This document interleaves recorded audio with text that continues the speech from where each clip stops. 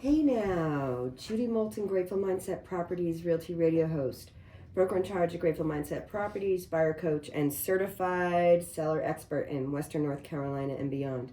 Coming to you live from 107.7 FM, AM 1450, and online at gratefulmindsetproperties.com. Today's show is sponsored by Grateful Mindset Properties, where we strive to not be a success, but rather to be of value. Grateful Mindset Properties was founded in 2020 and serves Western North Carolina and beyond with a grateful mindset. Our local real estate experts may have a hybrid mobile office in Hendersonville, North Carolina, but we serve all of Western North Carolina. We're here in historic Lenox Park, and we love what we do, and we live what we love. So I have a special guest on today. His name is Tim Robinson. He is from Joey Times. He's the owner of Joey Times Productions. He is a singer, songwriter, musician, and I'm really grateful to have him on. I know him, I met him personally through Hurricane Helene, and he's been a valuable resource for us in Western North Carolina and beyond in helping people get what they need, but he's also been a helpful resource for musicians here. And he'll talk more about that in a little bit, but I really hope that you'll stick around to hear what he has to say. I'm so grateful to all the folks that listen to us every week. I've been told by the radio station here at WHKP that I've got 5,000 local listeners, which again, I can't say enough about. I've been doing this radio show for a few years now. And I started on WTZQ before I came to WHKP, WTZQ being a smaller station, and now WHKP having a national reach where we have 10,000 listeners who listen to the show. So Saturday mornings, 9 a.m. to 9:30 on 107.7 FM, AM 1450 on WHKP.com, on GratefulMindsetsProperty.com, on YouTube, Facebook, Apple Podcasts, Instagram, Nextdoor. You can find us, and if you miss our show live, you can hear a recording of it in all the places that I just mentioned. But please reach out for any reason or no reason. But before I bring Tim on, I'd like to talk a little bit about real estate in the market today. I know that a lot of you listen to the show just to hear a lot about that.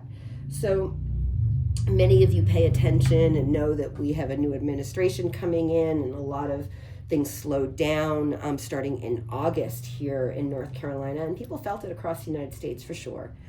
Interest rates have gone up and down quite a bit. They've stayed in the mid sixes, and they are predicted to lower one more time before January 1, before the start of the new year. Fed will meet sometime mid-January. Usually we get wind of all of that, and somewhere between the 10th of January and the 20th of January between the Fed and the new administration, interest rates will either go up, remain the same, or go down. So no one has a crystal ball. No one can predict, although there is some data to say that interest rates may stay low. We shall see. Freddie Mac brought some information out on December 5th, and I'd like to share that with you all. They talked about interest rates still being in the mid sixes, with 6.5 as the high more or less for the 30 year and 5.8 more or less for the 15 year. So again, rates came down a little bit from a couple weeks ago, and they may lower again. So Freddie Mac on December 5th basically said that the primary mortgage market survey shows that the 30-year fixed rate, averaging around that 6.5 to 6.69%, depending.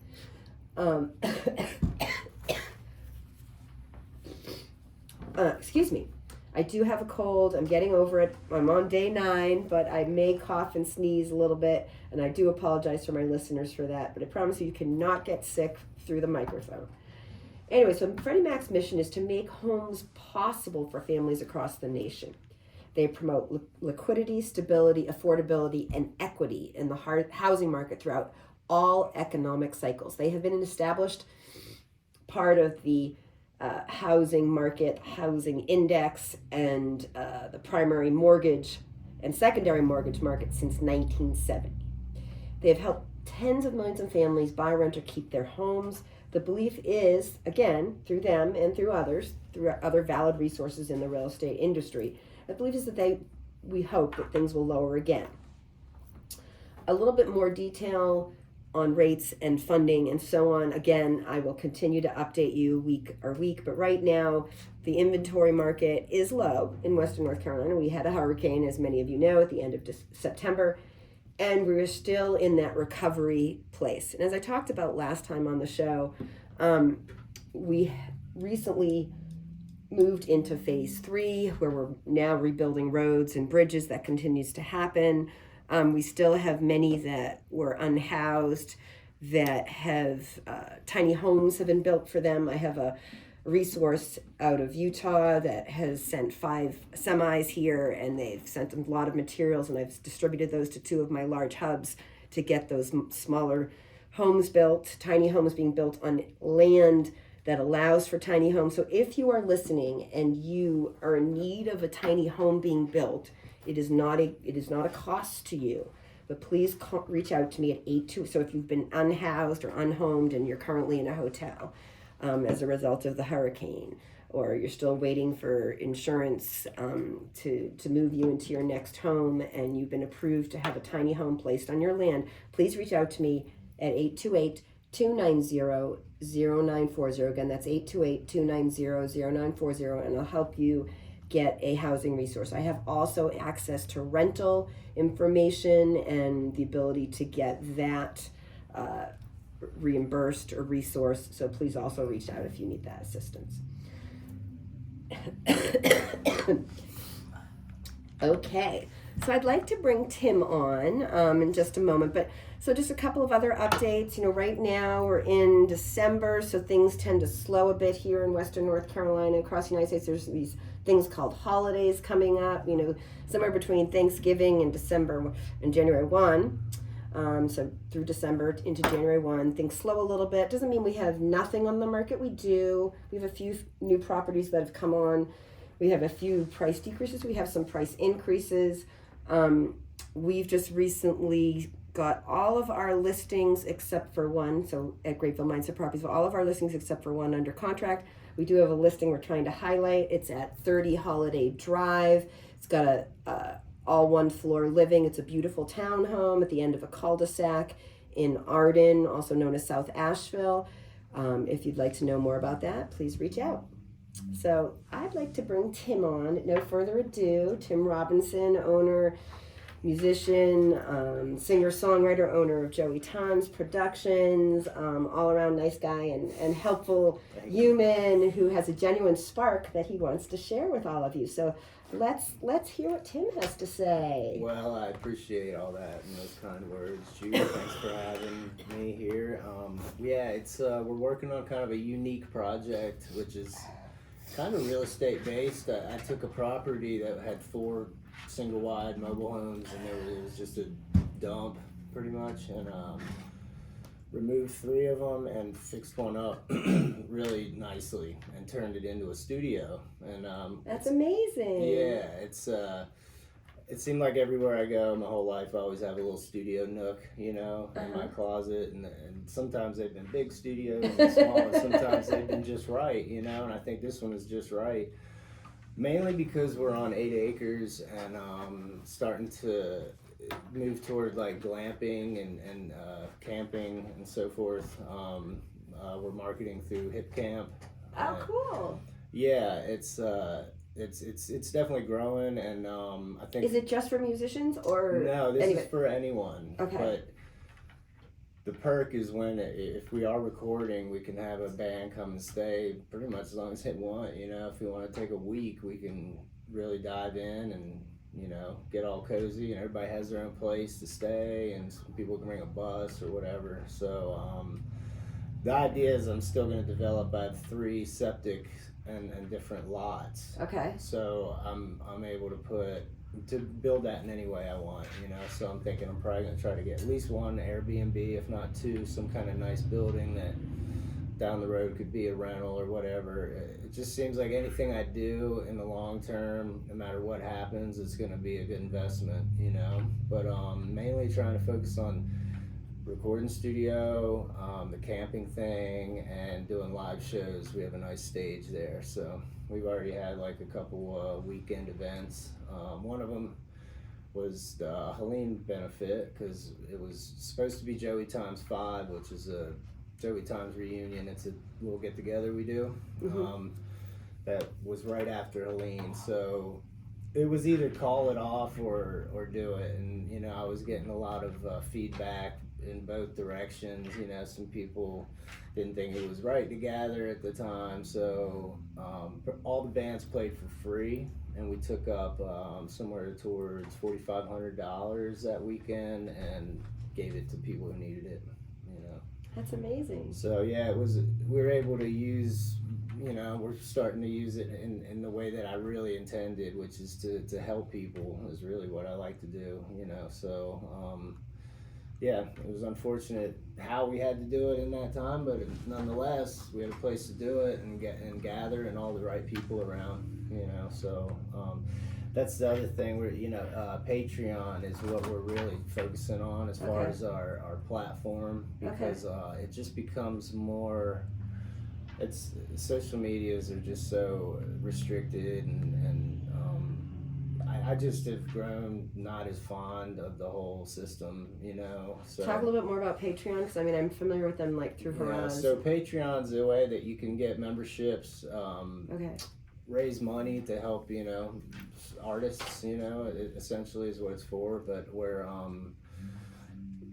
trying to gain to just gather a community into a space that we know we're able to communicate. We're not getting blocked from algorithms and this, that, and other thing. So they allow you to put your music. What do they do? How are they helping?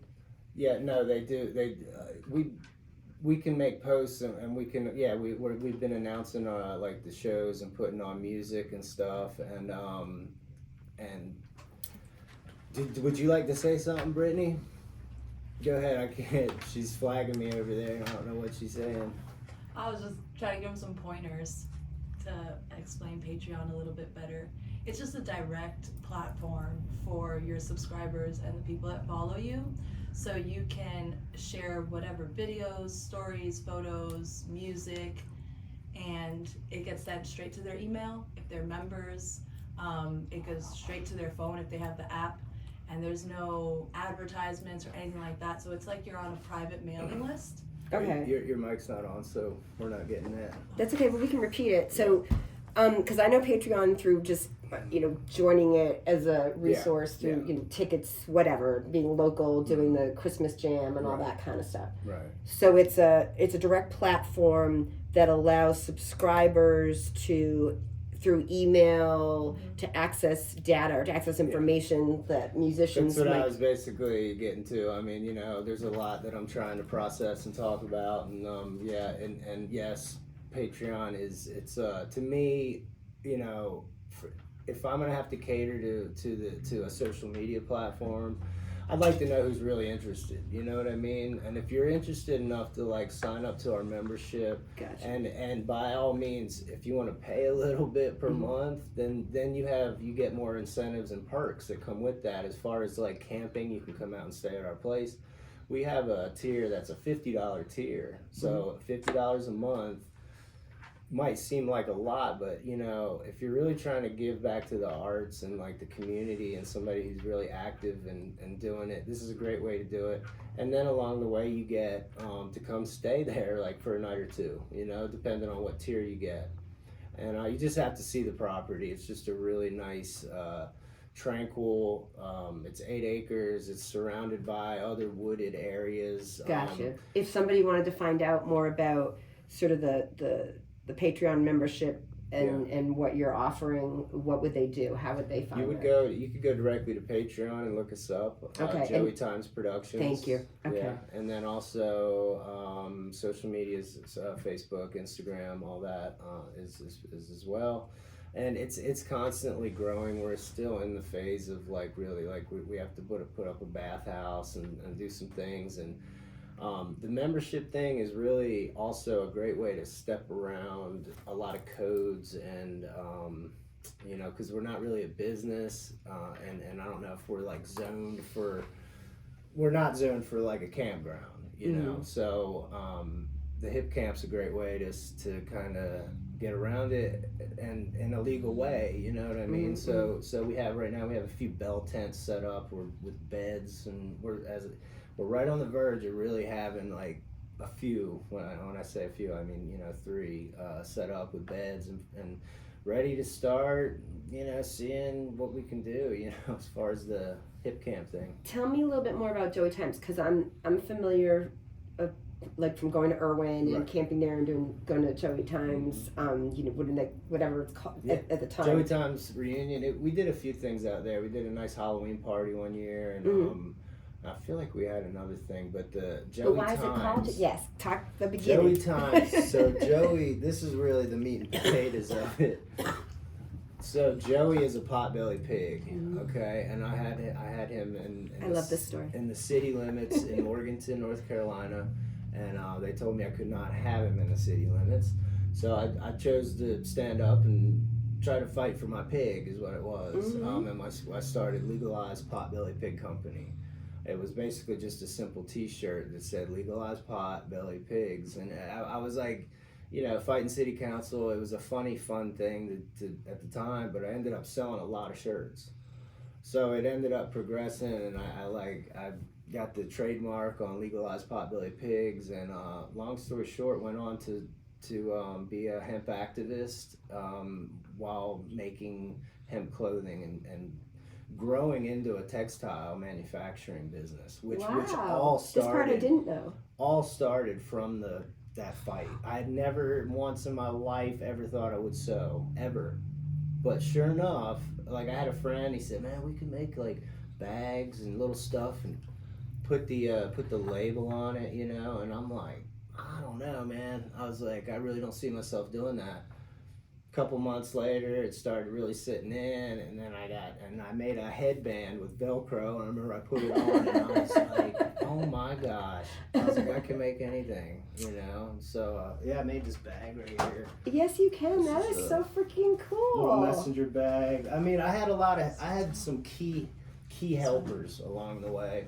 And it would not have happened without them, But your compassion and your passion and your artistry, your craftsmanship, I mean, all just sort of everything connects. Like all the pieces connect. Right. And it's because of that what really has inspired me to keep going even at this time, because my dad, he's always trying to tell me, son, you're gonna have to pick one, and I'm like, but there's something here. I don't know. It's like, while I was a musician, I was out playing, and I would also promote the company.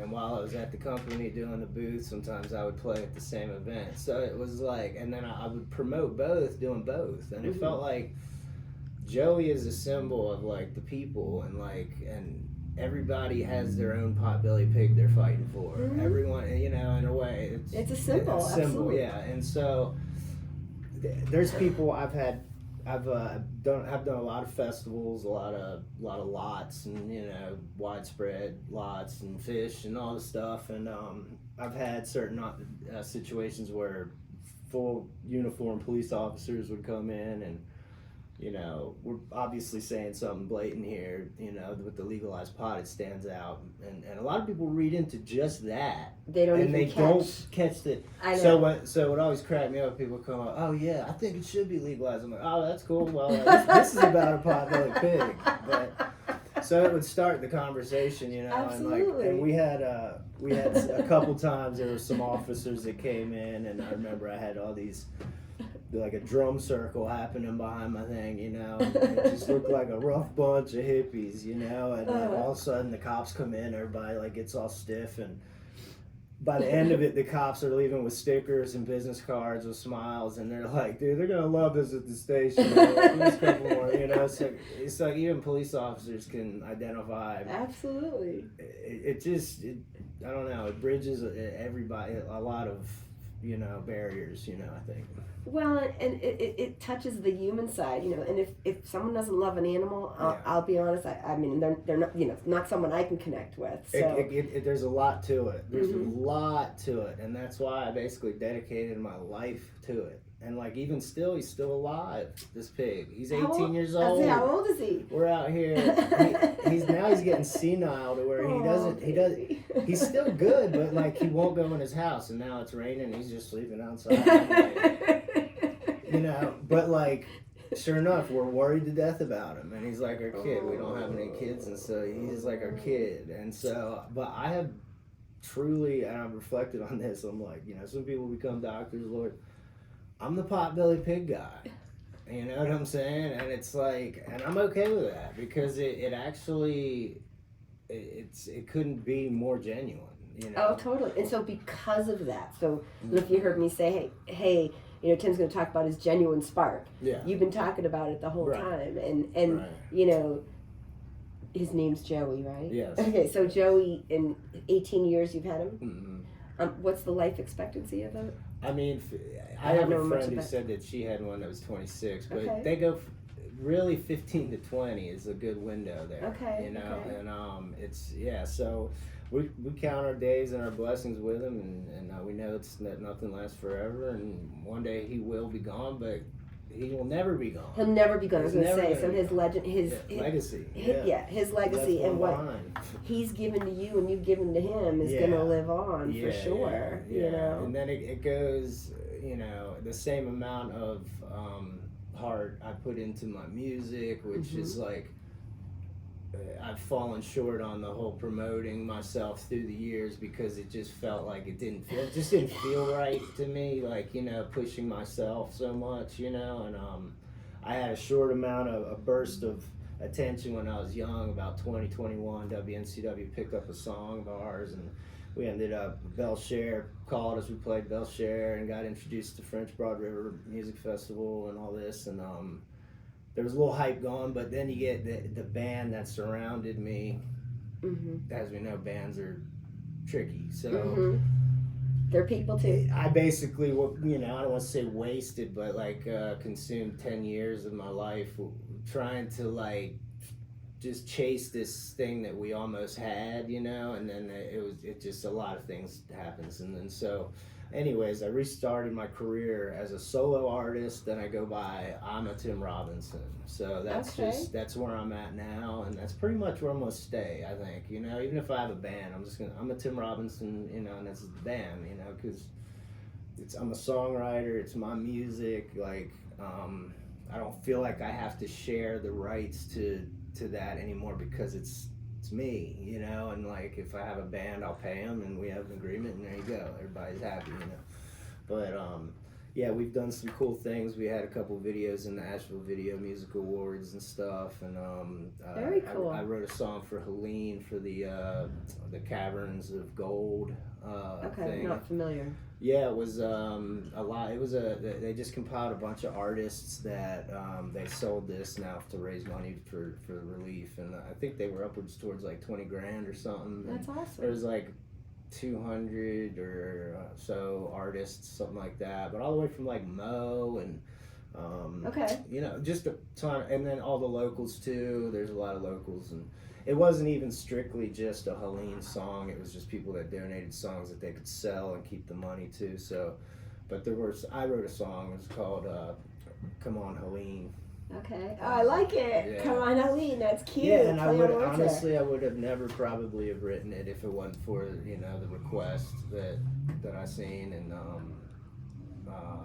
all these songs I write are channeled in. I really can't say how I do them or if I could ever write another one, but I continue to, I'd say it's the Most High. He just kind of sends these, like I put my antenna on, and here comes one.